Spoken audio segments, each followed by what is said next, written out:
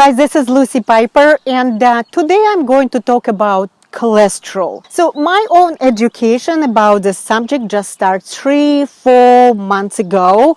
I'm still learning from my research, from my mentors, but be with me, you will be learning a lot. So why I'm talking about RA and cholesterol, and you will have a lot of answer even you don't have RA. So one of the basic principles behind autoimmune protocol is autoimmune paleo diet.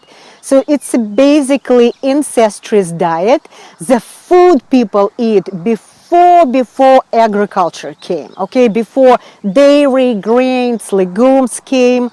And these people were physically and mentally fit, without chronic diseases, without medication. They thrive into 70s or even 80s years of life. So what is the autoimmune paleo diet? It's about eat good quality animal protein, healthy fat, and a lot of vegetables.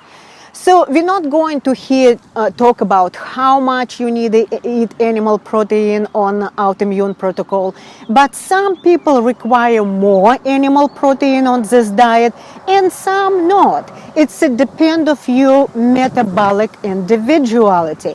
But remember always, quality more important than quantity. Most of the people, when talk about animal protein and fats, think about high cholesterol. Plus, when we work on autoimmune protocol, we all recommend you to eat high nutrient dense food. The best food, high nutrient dense food in the world, it is organs meat, particular liver. So liver, one of the food also which high in cholesterol. And that's when people ask me about, okay, you recommend us to eat liver, but I already have my high cholesterol level. Also, I had people ask me if I follow autoimmune protocol, what's happened with my cholesterol? It's already high. Will it get worse? In general, people have very excellent improvement in health and blood test marker on autoimmune protocol if they follow it, not just to listen, but follow. However, some people notice since moving to autoimmune paleo, the overall cholesterol went up, and I'm one of them. Also, for many people, with the time when the body adjusts to autoimmune protocol, the cholesterol became normal as well. So, but if you have a high cholesterol, relatively high, that can be also genetics, and we will be talking about this right on the end of this video. That's when you need to talk to your doctor and explore more on this. So my cholesterol never went down, and that's why I started to research a lot on this subject. So of course a lot of information available, right? One of them is a conventional medicine teach us for years that fat in the food cause cholesterol go up. And also high cholesterol food like a liver or eggs can cause heart disease. So the old school teaches that heart disease happens when your artery slow fill with cholesterol. And there is only small hole left in your arteries, and when you maybe eat rich fat food, that what is happen. This is an open, small opening plugged with a fatty food, and this is a cause artery plugs, and that's when it's a stop blood flow through your arteries. And when you take like a baby aspirins, then magic happened. But here is very important. New study with new research, with new technology show us that eating cholesterol and saturated fat does not increase cholesterol level in your blood for the most of the people. Again, we talk about generics.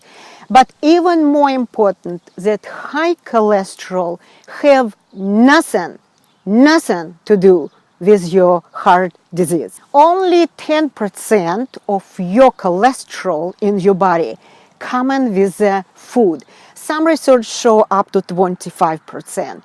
So other 75 to 90% of cholesterol manufacturing in your body, in your liver. So even I don't want to talk about heart disease here, but what actually cause of heart disease if it's not cholesterol? So the new science show that actually inflammation, which originated in any part of your body, it can be affect all functional in your body, whole system. And it is a primary driver of many kind of disease, including heart disease. And one of the inflammation, actually, I want to talk about this maybe next time, it's a high insulin or high blood sugar. Dr. Ron Rosendale wrote, high insulin affect almost all degenerative diseases. That's excluding coronary artery disease, hypertension, cancer, stroke, diabetes, of course, obesity, autoimmune diseases, and mental disease and decline. But what else can cause inflammation in the body? For example, your personal way, how do you react to food, infection, trauma, physical or mental toxin, and other stresses actually become a significant factor for developing inflammation and so for heart disease. But back to cholesterol. We know now it has nothing to do with the heart disease just by itself. But in fact, we need the cholesterol in the body. Cholesterol is a major building block for many hormones. And this is actually central control system in our body, hormones. Cholesterol is a key part of immune system, and it's important for tissue repair. Cholesterol helps to build strong bonds, help body eliminate toxin, etc.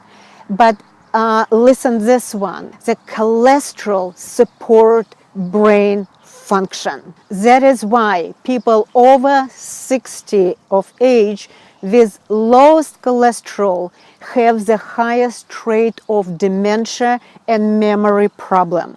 So if you don't have enough cholesterol in your body, and I talk about total cholesterol, all systems in your body suffer. Okay, studies suggest that low cholesterol can increase the risk of death, especially in women and elderly people. So, but what actually is a normal cholesterol? By the way, I put all reference what I'm talking about on my website with this article, and you can read yourself and make your decision. What is the actually normal cholesterol? From functional medical resources, I see under 160, and it's a US unit, is not enough to provide good brain and hormone health. So we look at something 106 to 120. So this is a kind of functional range for cholesterol. Another study show, and was very good studies because it was taken 10 years, it was involved 60,000 people, solid study, and show that cholesterol below 200 actually highest risk for heart disease, and the cholesterol is above 280 have low risk of heart disease for women particular. Okay, So watch, it's very interesting. One of this reference I show you, and it will be under Know Your Metrics. Listen to this YouTube video. It's about 30 minutes YouTube video, but you will be understand more about your cholesterol metrics. Another one, we still talk about what's a normal cholesterol. So well-known and respected Dr. Waltz, she wrote her Waltz protocol, the woman who specializes on multiple sclerosis. She wrote that we don't know the optimal upper range of cholesterol for ideal brain functional. So 300 may or may not be too high. However, total cholesterol and LDL did not predict heart disease, but the cholesterol ratio predicted heart disease very well. So this is a number what you need to know. If you have your conventional test done, a lipid profile, so that's what you need to know. Ratio between triglycerides and HDL, good cholesterol, we called it, should be below 2 or prefer around 1. Ratio total cholesterol to HDL should be below 4.5 or even better below 4. Triglycerides should be below 100.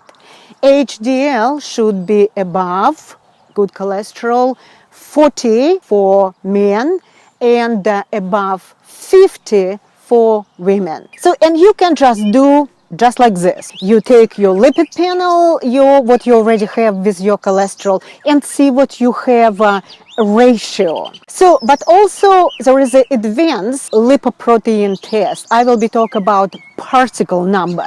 What is a particle number or LDL part? So this is, I make a picture for you. The cholesterol transport around the body with special proteins. Imagine like a boat, okay, transport passenger, and cholesterol in this boat, that's cholesterol and this is actually triglycerides, it will be passenger. So scientists used to believe that the number of the passengers in the boat is the driving factor for developing heart disease. But more recent study, however, suggests that is the number of the boats actually more important than the passengers in the boat. So if you look in a picture like this, and this will be your arteries, and that's what important, we don't have much these boats in your bloodstream. They will be not clogged together, and that's what it happened. If you have too much this one, that's when you start to have plaques in your bloodstream. And this is the actually number of particles some researchers believe can be crucial for your heart disease risk. But it's not only numbers. We need to look for kind of this particle. If it will be big and fluffy like a cotton ball, then it's okay. If it will be small and sticky and dense, that's when it will be problem for plaque in arteries. So you can actually order this test for yourself. But what actually cause of LDL particle elevated? Why we have this so much them in the bloodstream? So that is not because you don't have enough in your body lipid. You have to dig deeper. Why does it happen? At least 5 causes. Do you remember I mentioned about inflammation? And this is again inflammation problem. So number 1, insulin resistance or metabolic syndrome. So number 2, poor thyroid functional. And here's something to do with the liver, produce excess cholesterol. Another one, infection, and I talk about like a H. pylori. Another one, why we can have too much LPD particle in your bloodstream. You can have a leaky gut. A leaky gut, it can be developed leaky heart. And another one, genetic. Another research show, and I did this myself, I did not do LPD particle yet, but this is the two best ways research show verify your actual heart disease status. And they use the best technology for this, and you can actually see already if disease in your body. And I'm talking about, it's called calcification, calcium in your body. So when we have this too much calcium, it became a huge problem. That can be cause actually sudden death. And your doctor can actually prescribe you to do this test. My doctor did. And one of the tests is called CAC, or coronary artery calcium, and another one called carotid artery evaluation ultrasound. So for women, they do like around the neck, and it's a 5 minutes test. And for men, they do this around heart, and that's when they see calcium score. So which test better? One a little more expensive than another. So what I did see from research, and you can read this, that carotid ultrasound seems to be better predictive method for assessing cardiovascular events in high-risk population than CAS. So I have a high cholesterol, total cholesterol, and it's 310. So what I choose to do, first I calculate all my ratio, and actually it's pretty good, but also I did this test, ultrasound test, and what my doctor tell me, I did not see number yet, he emailed me that I have a pretty clean arteries and not much calcification for my age. Anyway, when I will see him for my appointment, I will ask these numbers because I want to be ahead of the game. I don't want any calcification happen in my arteries. But nevertheless, I not need any prescription medication with the total cholesterol 310. So my reason for this video, and you will have probably a lot of questions. What you need to do, read research what I put on my website. But presentation, it's not about how you can improve your cholesterol. You need to do research, you need to study, you need to do work with your doctor. And it's not my specialty to advise you on this. Even, I tell you, everything common with diet and lifestyle. But what I try to tell here, eating cholesterol and saturated fat does not increase cholesterol level in the blood. For majority of population, it's not cause cardiovascular disease. However, and this is a very, very important factor, when you combine your high cholesterol, high LDL, bad cholesterol, high level of inflammation, and I talk about like a C-reactive protein, high blood triglycerides, hypertension, insulin resistance, obesity, low HDL, or family history, it can be indicate increased risk for cardiovascular disease. That's when we start to pay attention our cholesterol. So important also, because I'm talking about genetics again and again, important genes, it's called ApoE4. That's how people have ability to handle saturated fat. And this is a people tend to have a higher cholesterol level and slightly, what research show, higher rates of heart diseases. So, but if you still have a problem, you have your ratios, you have a number HDL, and maybe you have LDL particle test or ultrasound or calcification scan. If you did this and you start to think about you still have a problem, then maybe it's a good idea to have a generic test and see if your body will hard to digest saturated fat. So work with your doctor, but also you can do already something yourself. So first, consume more plant-based fat, and I'm talking about like from olive oil, avocado, nuts.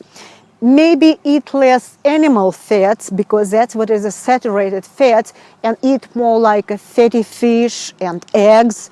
Eat less cheese, eat more high fiber whole carbs, get more omega-3, get more sun exposure, do more resistant exercise. Also, you must poop, okay? Poop regular. It is the only way to remove cholesterol from your body. Also, reduce LDL. It can be natural way with a garlic or with a red yeast rice extract. So it's a supplement, also niacin, omega-3, and see what it's a work for you. So you have a lot of tools now how you can actually see if it's cholesterol what you have affect your health. So I'm Lucy Piper, your RA coach. Tell me what you think about my new research. I will talk to you soon, and I hope maybe we'll be talking about blood sugar next time.